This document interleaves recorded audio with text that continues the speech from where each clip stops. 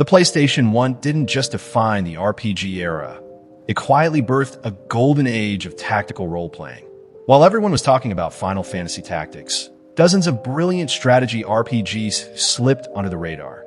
Games that combined grid-based combat with rich storytelling, emotional stakes, and experimental ideas.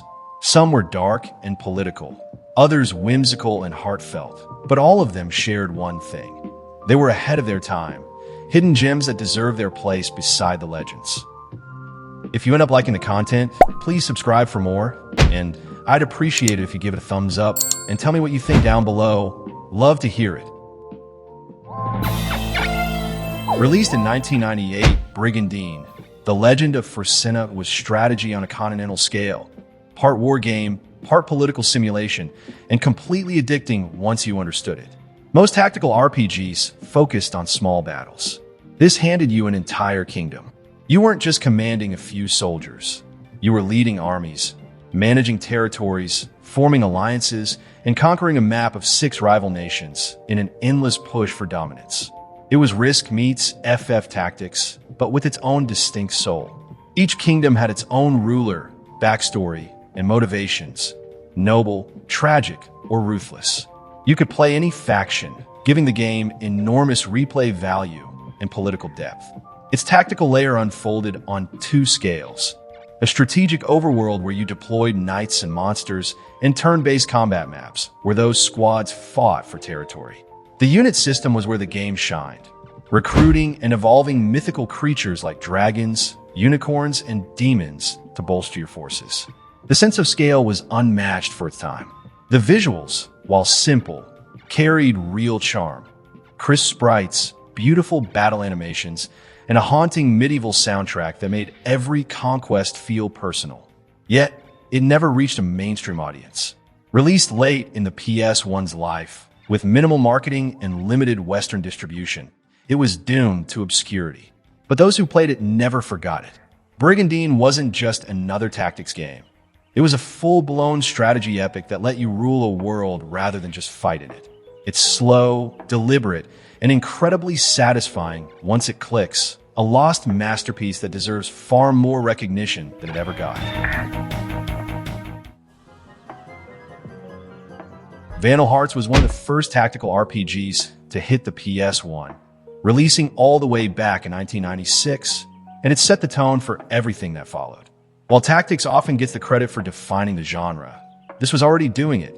Tight, grid-based combat, branching classes, dramatic storytelling, and consequences that mattered. It's a game that looks modest on the surface, but plays like a political thriller, filled with betrayal, idealism, and moral corruption. You follow Ash Lambert, a young soldier whose rise through the ranks drags him into a web of lies and rebellion. The writing feels like early Game of Thrones. Every victory costs something, every ally hides a motive. The camera work and dramatic cut-ins give the game a surprisingly cinematic edge, punctuating key moments with emotional impact. Even the blood splatters, stylized and sudden, became iconic, shocking in an era when RPGs were rarely violent. The gameplay is pure strategy satisfaction. Movement is clean, classes are distinct, and every decision carries weight. You can easily lose a character if you're careless, and the difficulty never insults your intelligence. It respects your time, but demands focus. The soundtrack, composed by Hiroshi Tamawari, layers the tension with melancholic horns and driving percussion. It feels like a war movie score. It flopped commercially because it came too early. Players hadn't yet embraced tactical games on consoles. But in hindsight, Vandal Hearts was revolutionary. It's the missing link between Fire Emblem and Final Fantasy Tactics. A fast, emotional, brutally efficient strategy experience that proved the PS1 didn't need flashy visuals to tell a great story. This wasn't just tactics, it was tragedy, rendered in 32-bit brilliance. Released in 2000 by Working Designs, Vanguard Bandits is one of those games that completely disappeared under the weight of bigger RPGs, but it didn't deserve to. It's a political drama wrapped in tactical combat, told through mechs, moral choices, and branching storylines. Imagine tactics crossed with front mission and sprinkled with medieval intrigue. That's Vanguard Bandits. It's equal parts grand strategy and character-driven storytelling, where every decision carries both emotional and military weight. You play as a young pilot caught between loyalty and revolution in a war-torn kingdom.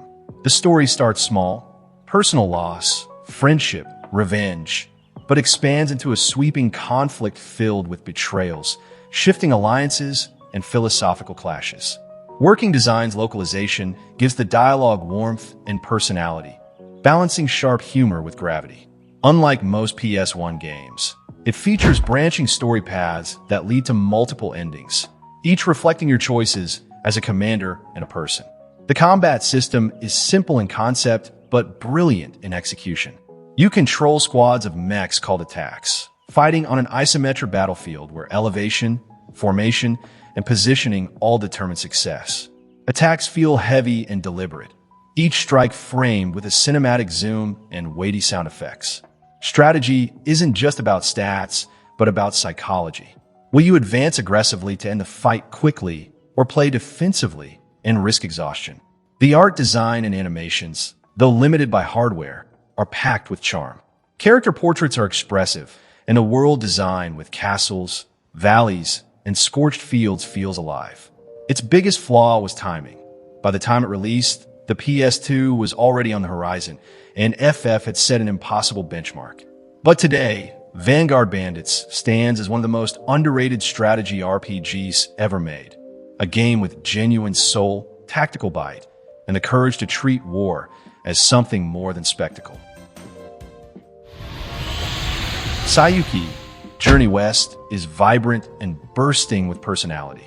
It's a tactical adaptation of the legendary Chinese novel Journey to the West, but with a twist. You play as a female version of the monk, traveling with her companions on a quest to reach India and restore peace to the world. It sounds straightforward, but it transforms the classic myth into a heartfelt, tactical adventure that's equal parts strategy and self-discovery. The game's tactical foundation is solid but distinct. Battles unfold on 3D isometric grids with elemental fields, all affecting unit strengths and weaknesses. But the standout feature is transformation. Each character can transform into a powerful beast form, complete with unique attacks and flashy animations. It's both a clever gameplay mechanic and a reflection of the story's spiritual themes: mastery of self, control of the inner beast, and harmony with nature. What sets Sayuki apart is its cast full of humor, banter, and emotional sincerity. The characters aren't archetypes. They feel like a family, arguing one moment and risking their lives for each other the next. The visual style complements that spirit beautifully. Bright hand-painted textures, expressive sprites, and a whimsical art direction that evokes a storybook in motion. The music, filled with flutes, bells, and soft percussion, reinforces that sense of journey and wonder. Commercially, it was barely noticed, overshadowed by bigger names and dismissed as too simple. But its charm and depth have aged gracefully. Beneath the light-hearted tone lies a surprisingly profound reflection on compassion and faith. Sayuki isn't just an underrated tactical RPG. It's a comforting spiritual road movie in game form, where strategy and storytelling travel hand in hand toward enlightenment. By the time Ark the Lad Collection arrived in North America in 2002, the PS1 was already giving way to the PS2, and that timing almost buried what should have been a celebration of one of Japan's most ambitious RPG sagas. This 4-disc compilation 1 to 3 in Arena, offering not just a series of games, but a continuous narrative spanning generations. It was more than a collection. It was a complete, interconnected epic that defined tactical storytelling long before Mass Effect or The Witcher made continuity a selling point. The brilliance lies in its evolution. The first game feels like a prologue, a short, classic tactical RPG introducing the world and its moral themes. The sequel expands everything: deeper mechanics, layered storytelling, and so the best tactical design of its era. It tells a darker, more complex story about rebellion, identity, and the weight of legacy. Then comes 3, which shifts tone toward a more hopeful journey, focusing on rebuilding in the aftermath of tragedy. Playing them in order feels like watching a decade-spanning movie, one where you grow up alongside its world. Gameplay-wise, it's a masterclass in evolution. 2 introduced free-roaming exploration, branching missions, and intricate skill systems, while 3 refined combat with faster pacing and cleaner presentation. Each character feels distinct in both personality and playstyle, and the sense of continuity, where choices and relationships ripple through the saga, is rare even today. The localization by Working Designs gave it personality, humor, and polish, turning every conversation into something memorable. It flopped commercially simply because it came too late. By 2002, the PS1's time had passed, and few players were willing to dive into a 4-game anthology from a fading generation. But for those who did, the collection offered something truly cinematic, a multi-part story about heroes, sacrifice, and hope that played like an RPG box set for the ages. If most tactical RPGs are about conquest and politics, Rhapsody, a musical adventure, was about love, charm, and pure whimsy. It's a musical RPG. It's as odd and delightful as it sounds. Featuring full-on vocal numbers, fairy tale storytelling, and tactical gameplay that feels more like a dance than a war, it stood out for being the most unapologetically lighthearted tactical RPG of its era. You play as Cornette, a young girl who can talk to puppets and dreams of finding true love. When her prince is turned to stone by a jealous witch, she embarks on a journey to save him, singing her way through battles and befriending puppet allies who join her party. The story is simple, almost Disney-like, but that's exactly its magic. It doesn't try to be epic or tragic. It just wants to make you smile. It's an RPG that values kindness, creativity, and joy in a genre often obsessed with war and apocalypse. Mechanically, Rhapsody is surprisingly solid. Combat unfolds on grid-based maps, like a simplified FF Tactics, but with faster pacing and musical attacks that give each battle a playful rhythm. You summon puppets to fight for you, customize them, and even combine songs to unleash spectacular performances. It's light, yes, but deliberately so. Beneath the cutesy visuals and catchy songs lies clever design that respects your time and attention. The art direction is stunning, with pastel palettes and watercolor-like environments that feel like pages from a children's book. The fully voiced songs make it one of the first RPGs to truly embrace the idea of being a musical. People at the time dismissed it as too girly or too easy, missing the point completely. Rhapsody wasn't trying to compete with Tactics Ogre or Vandal Hearts. It was carving out its own niche, a heartwarming fairy tale about love and courage. Years later, its influence can be seen in disguised humor and tone. It might have flopped commercially, but emotionally, it's a masterpiece.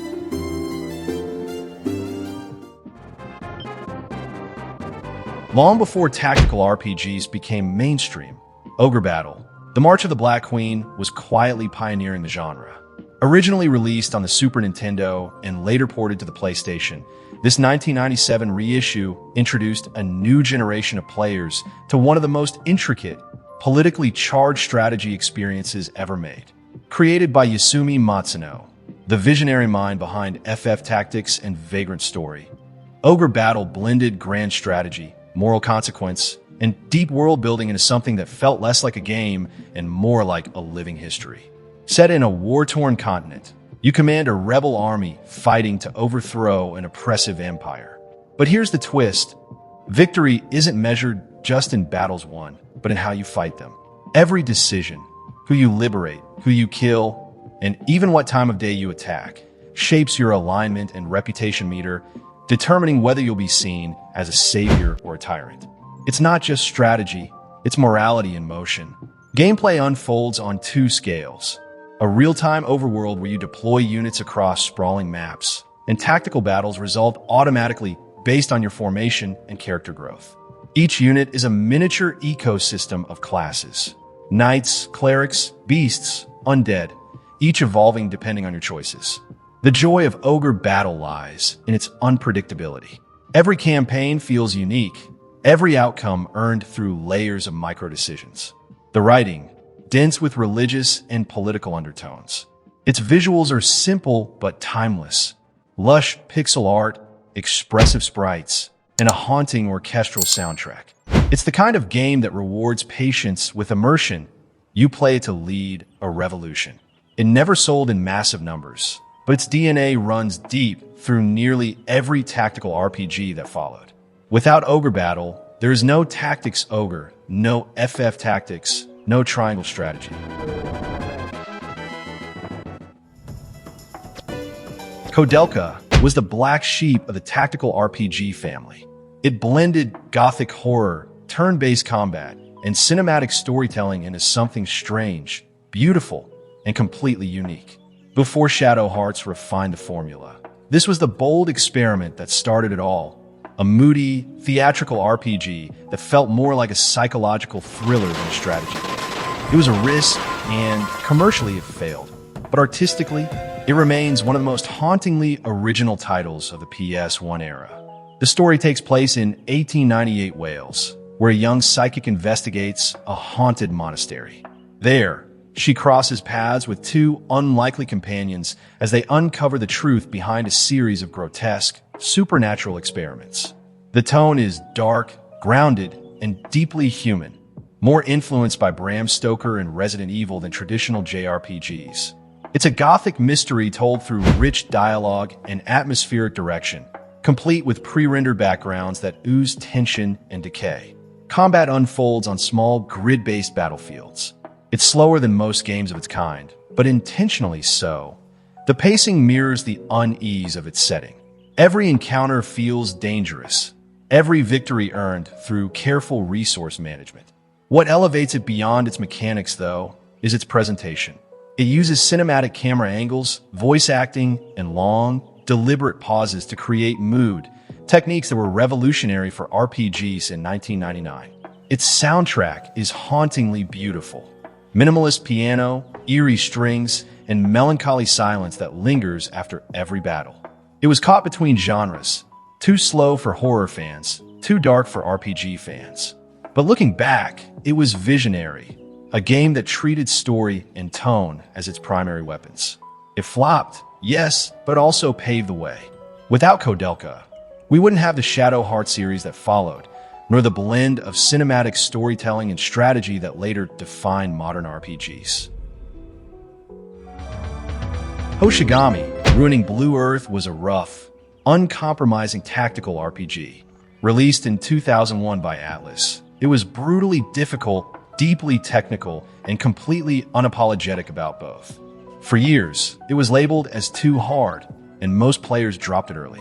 But beneath that intimidating surface lies a brilliant, intricate tactical experience built for players who crave depth and tension. It didn't want to hold your hand. It wanted to test your resolve. The story revolves around Faz, a mercenary dragged into a conflict between warring nations and ancient deities. While the narrative isn't bombastic, it's mature and grounded, focusing on leadership, loyalty, and the weight of decisions in a hopeless war. Every choice feels consequential, and the tone remains somber throughout, a far cry from the colorful escapism of other RPGs at the time. Mechanically, it's fascinating. It features one of the most complex systems ever designed for the genre. The Ready for Action system allows you to manipulate turn order, chaining moves across allies for devastating results. But it cuts both ways, since enemies can do the same. It's the kind of design where mastery feels earned. The magic system adds another layer, letting you cast spells through collectible coins tied to elemental gods. It's dense, layered, and immensely satisfying once you understand it. Visually, it's modest but stylish, clean 2D sprites, atmospheric backdrops, and a strong sense of direction during combat. The camera shifts dynamically during attacks, giving each move cinematic flair. The soundtrack adds haunting, emotional energy to the tension. It flopped because it was punishing and inaccessible, but for tactical purists, that's exactly what made it special. Hoshigami was here to challenge, to make every victory feel earned. It's an RPG that rewards patience and punishes arrogance. For those who stayed, it became a cult classic, a dark, beautiful, and brutally honest game about the price of ambition. Cardia, The Word of Fate, is one of those PS1 gems that quietly redefined what storytelling in a tactical RPG could be. While it didn't get a lot of attention, It tried to be philosophical, more about creation, morality, and consequence than conquest. It asked a bold question for its time. What if language itself held the power to shape reality? That premise alone made this feel like a work of interactive literature. The world is built on texts of creation, mystical cards that allow humans to summon objects, weapons, and even living beings. You can literally write reality into existence using combinations of cardia to create everything from swords to monsters. It's one of the most creative and symbolic magic systems ever designed, blending gameplay and theme perfectly. You play through two parallel campaigns, one following Lacrima, a holy knight driven by duty, and another through Toxa, a young idealist guided by emotion. Their stories intertwine, offering two perspectives on faith, love, and destiny. The game's art direction was handled by none other than Yoshitaka Amano, known for his ethereal work on Final Fantasy. His distinct hand-painted character portraits and dreamlike environments give the game a mythic storybook quality. Combined with the somber orchestral soundtrack and deliberate pacing, it feels more like a poetic film than a typical RPG. The tactical combat is turn-based and straightforward at first glance, but the magic crafting system turns it into something far deeper. You can summon phantoms to fight for you, equip them with customized gear, and even determine their lifespan by how they're created. Every command feels like authorship, writing life and death into being. It flopped quietly, but time has been kind. Its story of divine power, hubris, and compassion feels timeless. It wanted to be meaningful. And for players who love strategy with soul, Cardia remains one of the PS1's most thoughtful and beautifully written tactical RPGs.